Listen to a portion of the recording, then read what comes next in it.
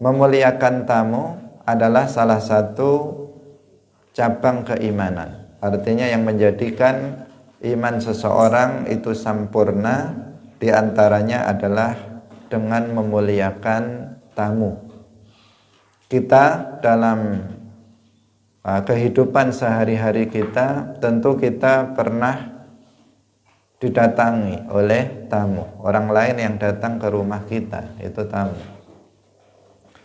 Maka kita harus melakukan suatu ajaran yang diperintahkan dalam agama dalam hal ini, yaitu dengan memuliakan tamu yang datang kepada kita.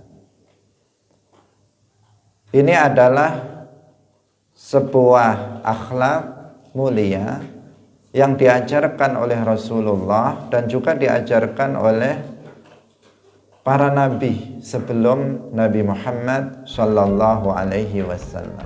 Salatullah salamullah alal hadi Rasulillah. Assalamualaikum warahmatullahi wabarakatuh. Hadirin rahimakumullah. Mari kita memulai ngaji kita dengan tidak lupa mengikhlaskan niat kita lillahi ta'ala. Ats-tsaminu was-sittun. Cabang iman yang ke-68. Qala al-muallif rahimahullahu ta'ala ats-tsaminu utawi kang nomor 8 was-sittuna lan suwida iku ikramud dhaifi mulyaaken tamu. Li hadisi Abi Syuraihin karena ana hadise Abi Syuraih al-Adawi fi sahihaini yang dalam kitab sahih loro Al-Bukhari wa Muslim. Qala dawuh sapa Abu Syuraih, sami'at wis ngrungu apa udhunaya kuping loro ingsun, wa absarat lan wis ningali apa ainaya mripat loro ingsun, hina takallama ing dalem nalikane dawuh sapa Rasulullah sallallahu alaihi wasallam, faqala nuli dawuh sapa Rasulullah, man kana yu'minu billahi wal yaumil akhir falyukrim dhaifahu jaizatahu. Man utai sapane wong iku kana ana sapa man iku yu'minu iman sapa man billahi kelawan Allah wal yaumil akhir lan dina akhir falyukrim mongko becik mulyaaken sapa wong dhaifahu ing tamune man, jaizatahu ing dina lan wengine man. Qalu takon sapa sahabat, wa ma jaizatuhu, wa ma utai apa iku jaizatuhu utawi jaizai man. Qala dawuh sapa Kanjeng Nabi, yaumahu ing dalem dinane dhaif, wa lailatahu lan wengine, utawa ing dalem dinane man, wa lailatahu lan wengine man. Wa dhiyafatu utawi nyambut tamu utawa tetamu iku salah satu ayyamin telu pira-pira dina. Fama mongko utawi barang kana kang ana apa ma iku wara azalika sakburine mangkono-mangkono telung dina, fahuwa mongko utawi ma kana wara azalika iku shadaqatun shadaqah alaihi ing atase dhaif.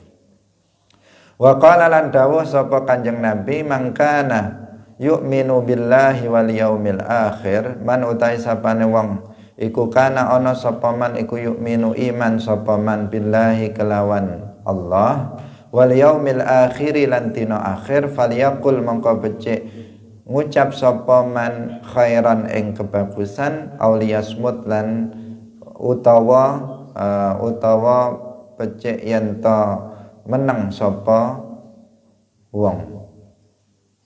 Wa zada lan nambah sapa rawi fi riwayatin ing dalam riwayat suci fi awalihi ing dalam awali hadis man kana yu'minu billahi wal yaumil akhir man utai sapane wong iku kana ana sapa man iku yu'minu iman sapa man billahi wal yaumil akhir falyukrim mongko becik mulyakaken sapa man jarahu ing tanggane man.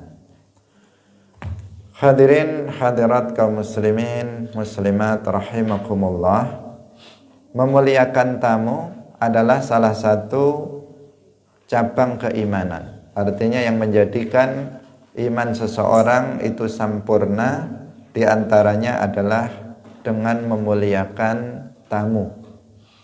Kita dalam kehidupan sehari-hari kita tentu kita pernah didatangi oleh tamu, orang lain yang datang ke rumah kita, itu tamu. Maka kita harus melakukan suatu ajaran yang diperintahkan dalam agama dalam hal ini, yaitu dengan memuliakan tamu yang datang kepada kita.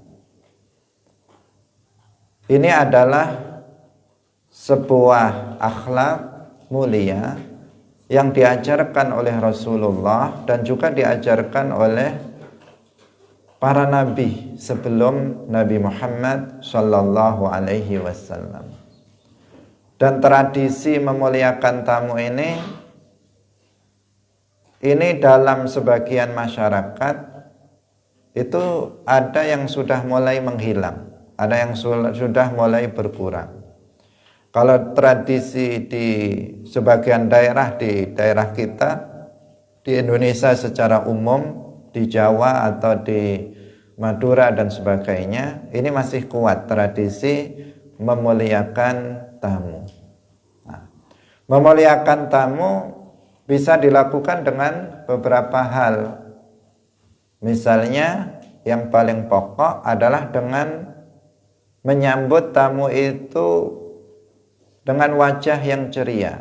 Itu yang paling pokok, karena pertama begitu tamu datang, yang pertama terlihat wajah kita. Nah, maka kita menyambutnya adalah dengan wajah yang ceria, dengan senyuman. Nah, itu yang pertama harus dilakukan, bukan dengan wajah yang cemberut. Kalau sudah datang saja langsung diterima dengan wajah yang cemberut, seperti tidak suka, seperti ada kebencian. Kira-kira tamu itu begitu datang itu sudah mau pengen pulang lagi. Waduh, kok kayak begini orangnya. Masih begitu datang sambutannya sudah dengan wajah yang tidak mengenakkan hati dari tamu tersebut. Karena itu yang pertama adalah dengan basyasyatul wajhi, dengan wajah yang penuh riang ceria, yang terlihat bahwa kita yang menyambut tamu tersebut itu senang dengan kehadiran, kedatangan dari tamu tersebut. Kemudian yang berikutnya adalah dengan mempersilahkannya duduk di tempat yang layak, di rumah kita. Kalau misalnya kita memiliki kursi yang bagus, misalnya ya kita tempatkan tamu itu sebaik-baiknya di tempat yang layak untuk tamu itu, yang dia bisa senang untuk duduk di situ. Ini makanya kalau setiap rumah kita itu hendaknya kita memiliki memiliki ruang tamu. Memiliki ruang tamu secara khusus. Jadi kalau kita membuat rumah, meskipun ini sesuai dengan kondisi keuangan dan kondisi ekonomi kita, tetapi sebaiknya kalau kita membuat rumah nanti, rumahnya kalau bisa ya yang besar. Yang besar. Kalau kalau kita termasuk mampu, ya diusahakan kita ini memiliki rumah yang besar. Kenapa? Karena kita pastinya nanti akan ada tamu yang datang ke rumah kita. di mana rumah itu nanti akan kita bagi-bagi menjadi beberapa bagian. Di antaranya ada ruang, namanya ruang tamu. Nah, di tempat itulah maka kita menyambut tamu-tamu kita yang datang ke rumah kita. Selain itu, apabila tamu nanti dia akan menginap di rumah kita, maka kita juga sudah menyediakan kamar khusus untuk tamu. Nah, jadi sehingga nanti nggak bingung ketika tamu itu mau menginap 2 hari, 3 hari, kita nggak bingung lagi. Kalau enggak, misalnya bersama keluarga kita, maka itu nanti kita akan bingung. Nah, kalau perlu, ya kamar mandinya juga khusus untuk tamu itu. Nah, jadi ada ruangan yang kamar mandinya ada di dalam ruang itu sekalian, sehingga nanti tamu itu senang dan leluasa, tidak rikuh, tidak bingung ketika mau buang air kecil, ketika mau buang air besar, itu tidak bingung. Karena jika campur dengan keluarga kita, maka tentu tamu itu gimana ini? Saya mau buang air besar, kemana ini? Dan seterusnya, dia nggak tahu. Atau kalau dia mau ke sana ternyata ada keluarga kita yang ada di dalam kamar mandi, misalnya di toilet, kan jadi repot jadinya. Kita inginnya memuliakan tamu, tetapi kita tidak bisa melakukannya. Kita berbicara di sini adalah yang ideal, ya, yang ideal. Tentu bagi orang yang tidak mampu melakukannya karena kondisi ekonomi, ya tidak dipaksa harus seperti itu. Nah, tetapi jika kita memiliki kemampuan, maka begitu cara men-setting rumah kita, itu ada ruang tamu, ada kamar tamu, ada kamar mandi, toilet khusus untuk tamu. Karena dalam Islam kita diajarkan untuk ikramud dhaif, yaitu memuliakan tamu. Dan ketika tamu itu datang, kita sambut dengan wajah yang ceria, dengan penuh senyuman, dan sehingga mereka menjadi senang hatinya datang di rumah kita. Kita persilahkan duduk di tempat yang layak untuk dia. Kalau dia menginap, kita tempatkan di tempat yang layak untuk dia. Tentu dia akan senang dengan ini, dan itu adalah bagian dari ikramud dhuyuf. Setelah itu apa? Kita keluarkan makanan, kita keluarkan minuman. Ini adalah bagian dari ikramud dhaif. Nah, tentu semampu kita untuk memuliakan tamu itu. Kalau mampu dengan minuman yang enak, ya dengan minuman yang nikmat sebaik-baiknya. Kalau nggak mampu, ya dengan teh, dengan kopi, kalau nggak ada lagi ya air putih. Masa air putih nggak ada? Nah, paling nggak dikasih air putih, misalnya kalau memang sudah mentok nggak ada lagi, air putih. Kalau ada makanan, makanan-makanan, kue-kue dan seterusnya, dihidangkan kepada tamu itu. Ini adalah bagian dari ikramud dhaif, dan itu adalah salah satu ajaran Rasulullah Shallallahu Alaihi Wasallam dan para sahabatnya, yang merupakan bagian dari kesempurnaan iman seseorang. Rasulullah Shallallahu Alaihi Wasallam bersabda, "Man kana yu'minu billahi wal yaumil akhir falyukrim dhaifahu."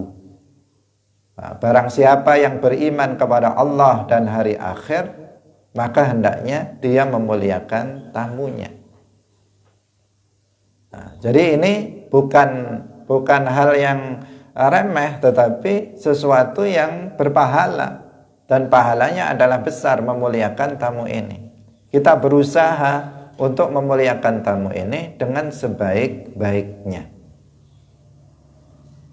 semampu kita, tentunya semampu kita dalam misalnya menghidangkan makanan-makanan. Tetapi sesuatu yang baik apabila kita mengutamakan tamu daripada keluarga kita, seperti yang terjadi pada masa Rasulullah Shallallahu Alaihi Wasallam.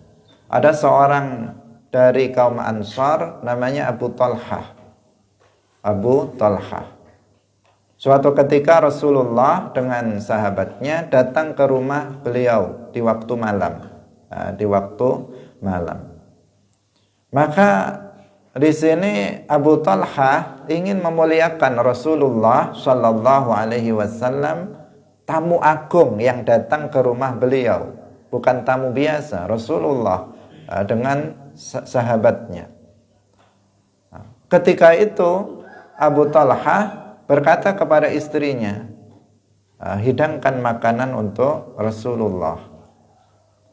Tapi istrinya mengatakan nggak ada apa-apa. Nggak ada apa-apa di rumahnya, mau menghidangkan untuk Nabi, makanan nggak ada. Yang ada hanya makanan sedikit, itu pun untuk persiapan anak kita, untuk anak kita. Maka apa yang dilakukan oleh Abu Talhah dalam rangka ikramud dhaif, menyambut, memuliakan tamu, dan tamunya adalah tamu istimewa Rasulullah Shallallahu Alaihi Wasallam. Beliau mengatakan kepada istrinya, hidangkan makanan yang disiapkan untuk anak-anak itu, kemudian tidurkan anak itu dan matikan lampunya. Matikan lampunya ketika itu. Artinya dibuat gelap, suasana dibuat gelap. Kenapa? Karena makanan itu cukup hanya untuk tamu saja. Tidak cukup untuk anak-anaknya, jelas sudah ini bagian anaknya itu dibelakangkan, udah dia suruh tidur saja anaknya, karena di waktu malam biar dia nggak makan malam ini nggak masalah. Terus nanti lampunya dimatikan agar nanti kalau Rasulullah waktu makan dengan sahabatnya, kita pura-pura makan, pura-pura makan nggak terlihat. Jadi nggak terlihat kalau sebenarnya mereka nggak ada yang dimakan. Karena apa? Cukup memang untuk tamu, tidak untuk yang lainnya. Maka dilakukanlah hal tersebut. Rasulullah Shallallahu Alaihi Wasallam dijamin dengan makanan oleh Abu Talhah Al-Ansari. Kemudian setelah selesai sesuai dengan yang dilakukan, yang direncanakan oleh Abu Talhah ini, kemudian pada pagi harinya Rasulullah Shallallahu Alaihi Wasallam itu bersabda kepada kedua suami istri ini. Beliau mengatakan, dhahikallahu min fi'alikuma al-lailata. Di sini mutasyabihah. Dhahika di situ artinya bukan tertawa seperti kita tertawa. Karena Allah Subhanahu wa taala itu tidak disifati dengan sifat tertawa seperti halnya kita tertawa. Dalam lafadznya memang dikatakan dhahikallah, tetapi bukan artinya Allah itu tertawa. Enggak. Karena itu mustahil bagi Allah Subhanahu wa taala. Para ulama mentakwilkan hadis ini, dhahika artinya adalah radhiya, ridho. Dhahikallahu lailata min fi'alikuma, artinya Allah ridho dengan perbuatan yang kalian lakukan pada malam hari ini. Yang luar biasa tentang sahabat ini, kemudian turun ayat Al-Quran berkaitan dengan kisah laki-laki Ansar ini, yaitu firman Allah Subhanahu wa taala, wa yu'thiruna ala anfusihim walau kana bihim khasasah. Wa yu'thiruna ala anfusihim artinya mereka mendahulukan orang lain dari diri mereka, padahal mereka sedang kesusahan. Mereka sedang dalam keadaan sempit, dalam keadaan gak punya apa-apa, yang tersisa hanya makanan untuk anaknya. Meskipun begitu, orang ini mendahulukan Rasulullah, mendahulukan tamunya daripada mereka sendiri. Ini namanya al-ithar, dan ini bagian dari ajaran Islam. yaitu mendahulukan orang lain dari dirinya. Nah, dalam kasus ini, sahabat ini dia nggak memiliki makanan kecuali makanan untuk anaknya. Sementara ada tamu datang di rumahnya, dia harus memuliakan tamu itu. Nah, di sini dia mendahulukan tamunya daripada dirinya dan daripada anak-anaknya, daripada keluarganya, sehingga dipuji oleh Allah Subhanahu wa taala di dalam Al-Qur'an ini. Dan Rasulullah Shallallahu alaihi wasallam bersabda, "Dhahikallahu min fi'alikuma al-lailata." Allah Subhanahu wa taala itu ridho. Dhahika di sini artinya ridho. Allah ridho dengan perbuatan kalian berdua pada malam hari ini. Nah, ini sesuatu yang luar biasa bagi sahabat ini. Karena Al-Quran, ayat Al-Quran diturunkan untuk mereka dan mereka dipuji oleh Allah Subhanahu wa taala, dan Rasulullah Shallallahu alaihi wasallam menyatakan bahwa Allah ridho kepada keduanya. Gara-gara apa? Gara-gara memuliakan tamu. Nah, maka memuliakan tamu di sini adalah sesuatu yang sangat penting yang harus kita perhatikan.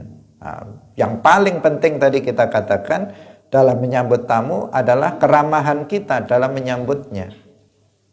Kalaupun dihidangkan makanan-makanan, misalnya makanan-makanan, kue-kue yang nikmat, minuman yang nikmat, diberikan makan nasi misalnya dengan lauk yang luar biasa, tetapi wajahnya cemberut misalnya, yang menyambut itu dengan wajah kurang suka, nah, kira-kira mau makan nggak tamunya?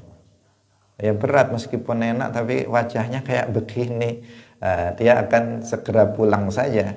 Nah, makanya tadi kita katakan yang menyambut, memuliakan tamu itu yang pertama ya dengan sambutan yang baik, sambutan yang hangat, dengan wajah yang ceria, dengan senyuman. Setelah itu dipersilahkan duduk dengan baik dan seterusnya. Nah, hadirin yang dirahmati oleh Allah Subhanahu wa taala.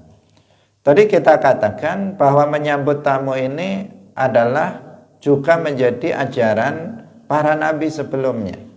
Itu yang dilakukan oleh para nabi ketika kedatangan tamu.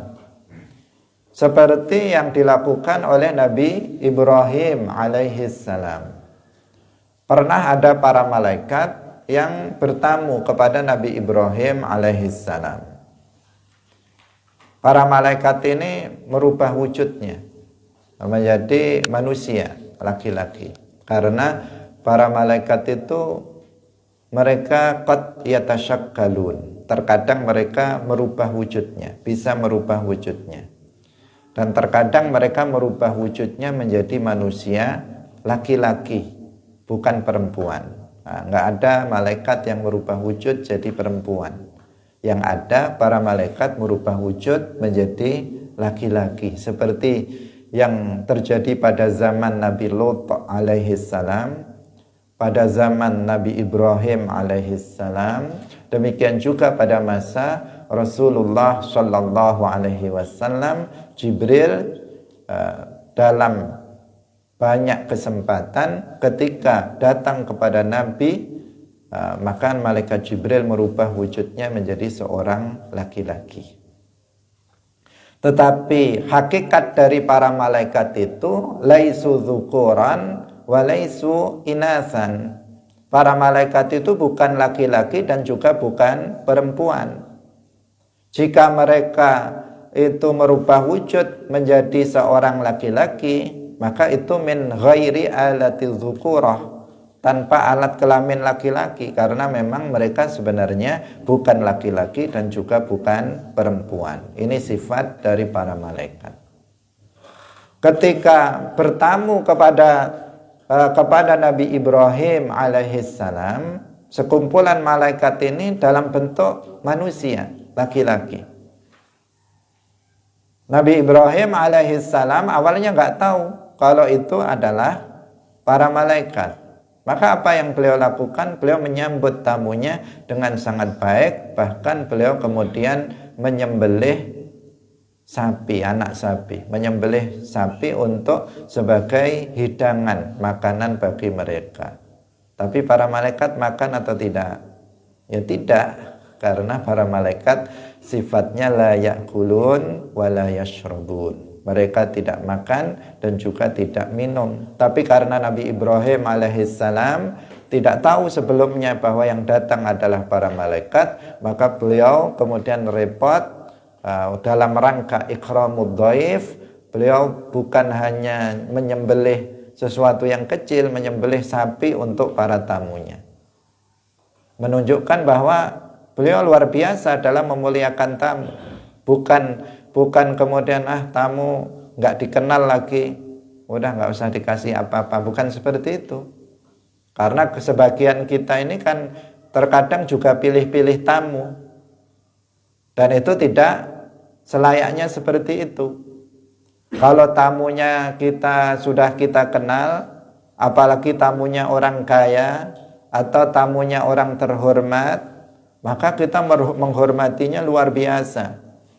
Menghormatinya luar biasa. Tamunya datang bawa mobil, itu repotnya luar biasa. Semua dikeluarkan, semua dibeli untuk menghormati tamu yang bawa mobil itu.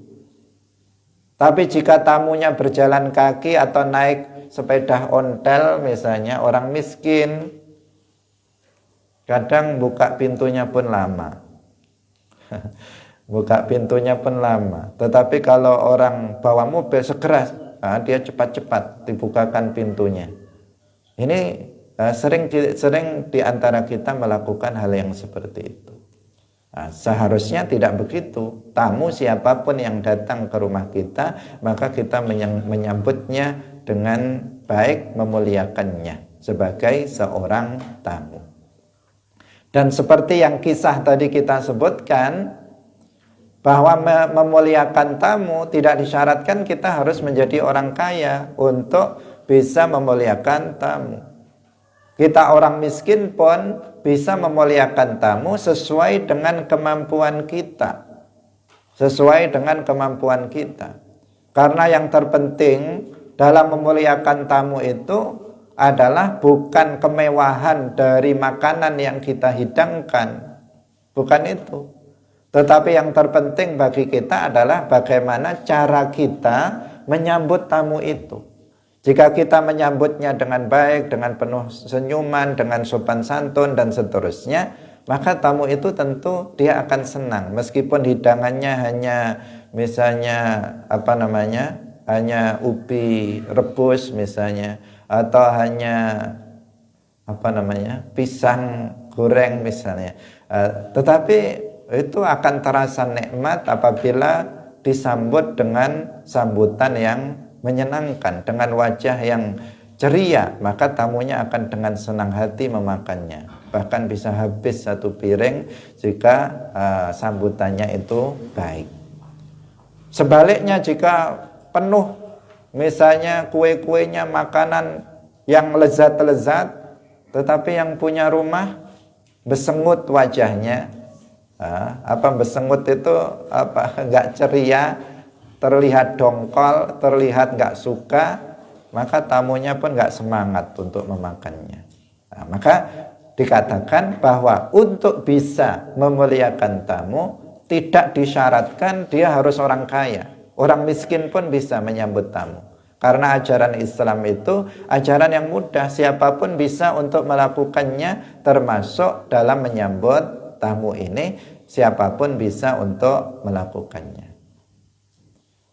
Hadirin rahimakumullah, dalam hadis lanjutannya Rasulullah Shallallahu Alaihi Wasallam bersabda, "Adhiyafatu salasatu ayyam." Bertamu itu 3 hari, atau memberikan makan dari tamu itu ya 3 hari.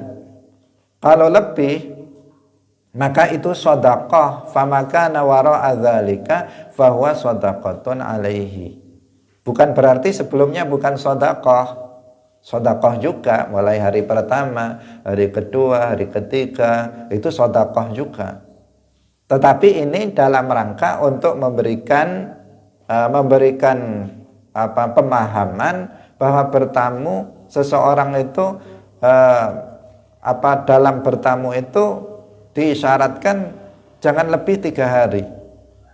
Jika lebih dari 3 hari ya tidak masalah, tetapi dia harus sudah pengertian di sini. Kalau sudah bertamu kok sampai seminggu, lebih dari 3 hari ya dia harus paham bagaimana.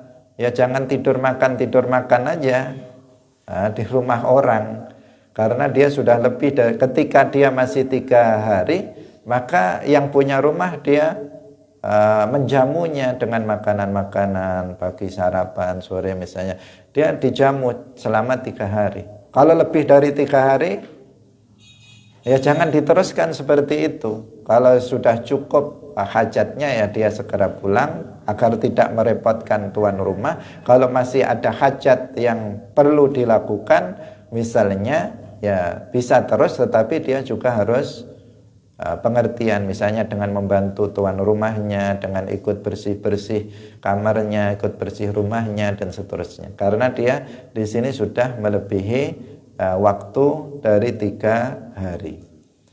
Hadirin yang dirahmati oleh Allah Subhanahu wa taala.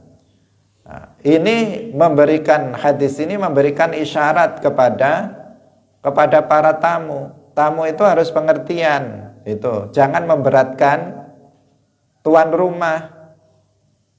Masa menjadi tamu terus-terusan? Terus-terusan, akhirnya apa? Bingung yang punya rumah.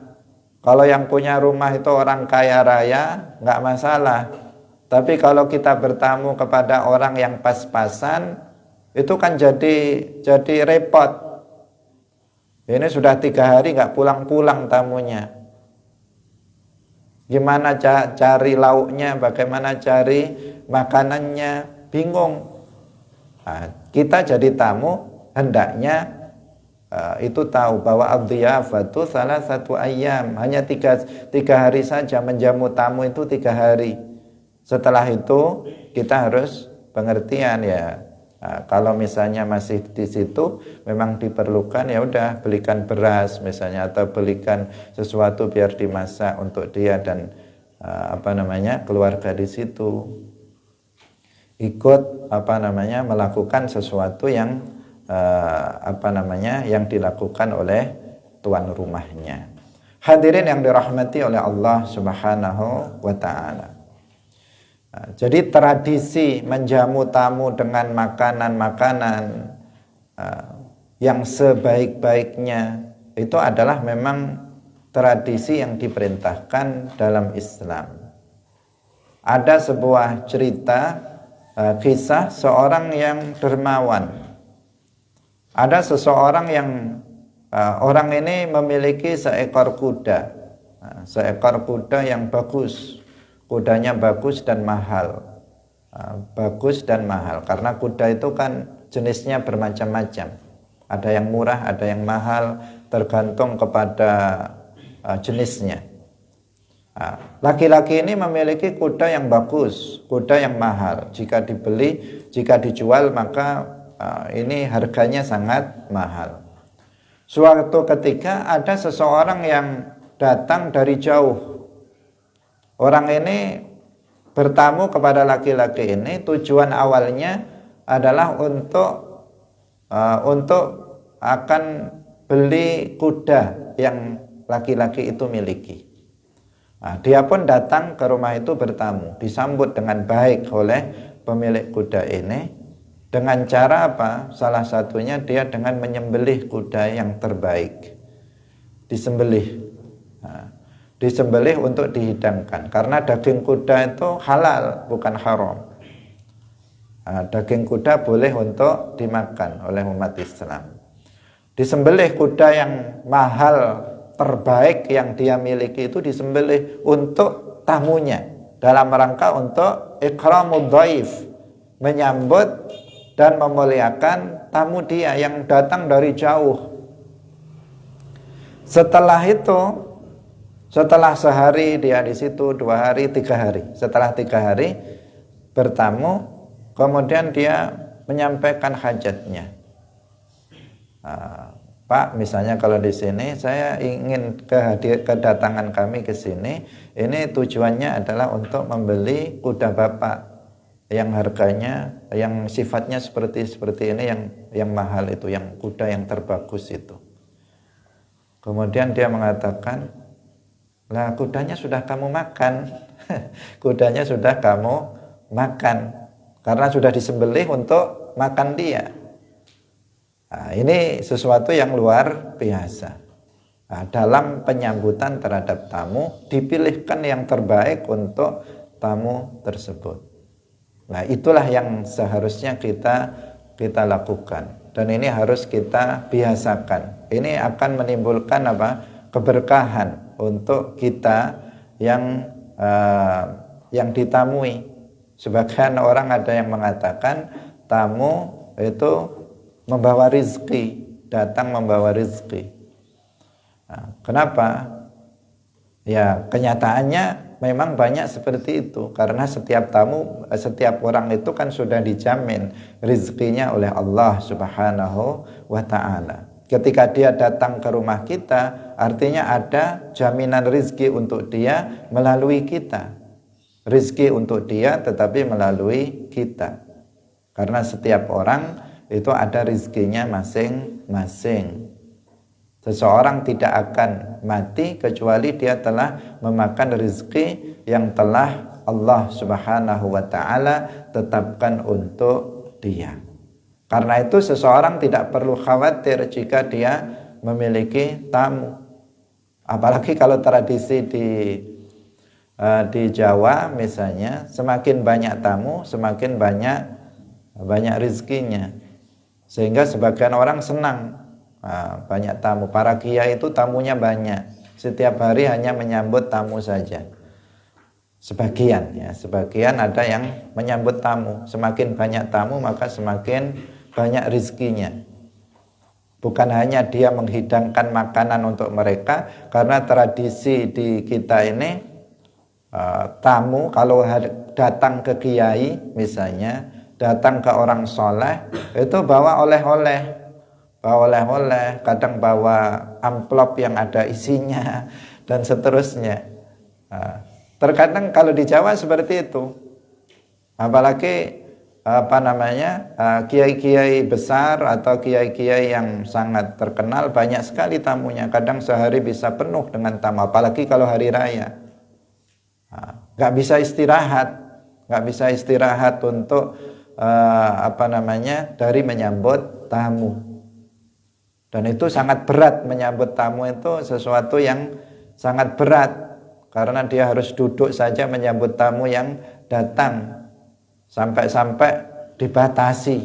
dibatasi jam sekian sampai jam sekian tamu bisa datang, jam sekian tutup dan seterusnya, karena saking banyaknya tamu yang datang khususnya pada hari raya. Bahkan di luar hari raya pun itu juga sebagian kiai banyak sekali tamu-tamu yang datang dengan berbagai macam tujuan. Ada yang datang untuk belajar, ada yang datang untuk misalnya menitipkan anaknya mondok, ada yang datang untuk bertanya tentang sesuatu hukum, ada yang datang bertanya tentang jodoh, misalnya minta doa, bagaimana minta amalan, Pak Kiai gimana ini saya sudah berumur misalnya belum dapat jodoh. Ada orang-orang tua yang begitu juga, anaknya sudah dewasa, sudah waktunya menikah, belum dapat jodoh, datangnya juga kepada kiai. Sakit juga datang kepada kiai. Pokoknya kiai kalau di Jawa ini, dalam tradisi di Jawa ini menjadi jujukan dari semua orang dengan berbagai macam keperluan, dengan berbagai macam kebutuhan. Bukan hanya untuk belajar ilmu agama saja, tetapi semua butuh, bahkan untuk menetapkan hari pernikahan saja tanya sama kiai, kiai ini enaknya hari apa ya, ini akadnya, nikahnya. Nah, itu ditanyakan kepada kiai. Padahal dia juga sudah bisa sebenarnya menentukan semua hari kan bagus dan bisa. Tetapi karena sangat hormat kepada kiai dan menginginkan yang terbaik untuk dia dan keluarganya, dia kemudian bertanya. Bahkan mendirikan rumah, ini enaknya kapan dimulainya, itu juga tanya kepada kiai. Nah, sakit pun tanya kepada kiai. Jodoh belum datang, tanya kepada kiai. Nggak punya anak, datang juga kepada kiai. Artinya bertanya, minta doa, minta doa untuk minta doa untuk bagaimana biar segera mendapatkan anak dan seterusnya. Nah, ini sebuah tradisi, ya sesuatu yang tidak buruk, karena memang dianggap bahwa kiai itu mengerti dan memahami banyak hal, bukan hanya dalam ilmu-ilmu agama. Hadirin yang dirahmati oleh Allah Subhanahu wa taala, dan mereka menyambut tamu itu tentunya tidak seluruhnya. Rata-rata para kiai menyambutnya dengan sambutan yang sangat baik kepada tetamu-tamu mereka. Hadirin rahimakumullah, meskipun bagi kita yang didatangi oleh tamu itu kita harus ikramud dhaif, harus memuliakan tamu tersebut. Tapi kita sebagai seorang tamu, kita harus juga tahu diri. Tahu diri artinya jangan mentang-mentang kamu tuan rumah harus memuliakan saya, kalau enggak kamu berdosa misalnya. Bukan mentang-mentang seperti itu, tetapi tamu juga harus tahu diri. Misalnya ada adab-adabnya sebenarnya, bagaimana adab menyambut tamu dan bagaimana adab kita di dalam bertamu. Misalnya kalau kita bertamu kepada seseorang, ya jangan masuk ke rumahnya sebelum kita meminta izin dan mengucapkan salam. Seperti kemarin yang sudah kita jelaskan. Kita minta izin, ketuk pintu misalnya dengan ketukan yang tidak keras, pakai dengan ketukan lirih, assalamualaikum, dengan mengucapkan salam, minta izin masuk. Jika diperkenankan, diizinkan masuk, maka kita baru masuk ke dalam. Ditanya dulu, ada enggak orang yang kita kehendaki untuk kita datangi. Jika ternyata di dalam cuma ada istrinya saja, satu orang perempuan, sementara kita sendirian, ya jangan masuk. Suami saya nggak ada di rumah, ya udah nggak apa-apa, saya masuk aja. Nggak boleh seperti itu. Nanti terjadi khalwah di dalam, yang diharamkan berduaan laki-laki dan perempuan ajnabiyah, yang itu diharamkan. Maka ya nggak boleh. Kalau dia sendiri di rumah, kita pun sendiri, ya sudah, nanti lain kali kita akan datang. Meskipun perempuan itu mempersilahkan, nggak apa-apa, silahkan masuk saja, nggak apa-apa. Nggak apa-apa gimana, dia sendiri di dalam rumah, kita nggak bisa masuk ke dalamnya, nanti akan terjadi khalwah dengan perempuan tersebut. Dan sebaiknya, dan tidak boleh perempuan itu sebenarnya menerima tamu yang seperti itu. Kalau tamu misalnya hanya satu orang laki-laki, sementara suaminya nggak ada, maka perempuan tersebut harus mengatakan, suami saya nggak ada, silahkan nanti lain kali itu datang lagi. Jangan dikasih masuk ke dalam rumah. Tetapi kalau misalnya perempuannya nggak paham agama, terus mempersilahkan, kita yang paham, kita jangan masuk ke dalam rumah itu. Karena nanti akan terjadi khalwah, dan orang yang kita tuju, yang kita inginkan untuk kita tamui juga nggak ada. Perlu apa lagi selain kita harus datang pada waktu yang lain. Setelah kita masuk ke dalam rumah, Maka kita juga harus mengikuti apa kata tuan rumah. Dipersilakan duduk di sana, ya duduk di sana. Dipersilakan duduk di sini, maka duduk di sini. Jangan kemudian dipersilakan duduk di sini, saya di sana aja lah misalnya. Enggak, saya di sana saja. Disuruh di sini kok mau di sana. Padahal di sana mungkin, kenapa? Kan tuan rumah itu yang paling tahu tentang kondisi rumahnya. Bisa jadi di sana nanti ada bau pesingnya misalnya, bekas kencing anaknya, atau di sana ada yang masih kotor, sehingga dia dipersilahkan di sini. Kan tuan rumah yang lebih tahu. Jangan kemudian tamunya ngengkel, saya mau di sana misalnya. Enggak. Kemudian tamu tidak boleh matanya jelalatan. Jelalatan itu memandang seisi rumah tanpa izin dari tuan rumah. Semuanya dilihat, kamarnya diperiksa satu persatu misalnya. Ini dibukai satu persatu, pengen lihat, ada buku dibuka, ada ada foto-foto dibuka dan dilihati satu persatu, HP-nya tergeletak diambil misalnya, dan seterusnya. Ini namanya tamu kurang ajar, ya. Tamu kurang ajar yang yang tidak sebaiknya bertamu itu seperti itu, tidak boleh seperti itu. Kalau nggak diperkenankan masuk, ya nggak boleh masuk. Dan jangan mengintip, jangan mengintip. Karena ada sebagian itu karena belum, ini orangnya kok nggak datang-datang ya. Coba saya lihat lewat lubang pintu, dilihat apa ada apa enggak ya orangnya. Tidak boleh seperti itu. Seseorang itu tidak membukakan pintu, itu bisa berbagai macam alasan.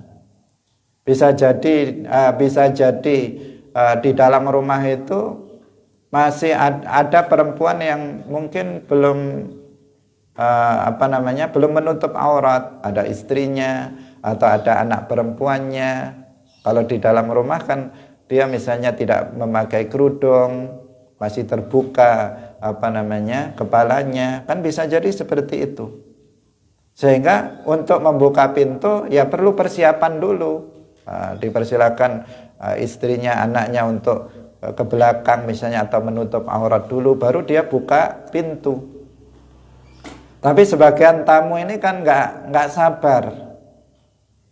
Ini kenapa sih lama ini? Ada apa? Coba saya lihat. Kemudian diintip dari lubang pintu.